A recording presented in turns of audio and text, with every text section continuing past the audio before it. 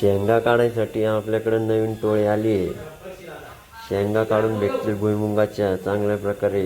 मोठी टोळी आहे एकदम. चला रे, आवरा पटापट आवरा. चला घ्या काढून पटापट शेंगा. चला चला चला, परत दुसऱ्याकडे जायचं आहे आपल्याला. आणि जर ही टोळी कोणाला पाहिजे असेल तर संपर्क शरद जाधव यांच्याकडे करा. टोळीचे मुक्कडदम ते बा, मुक्कडदम.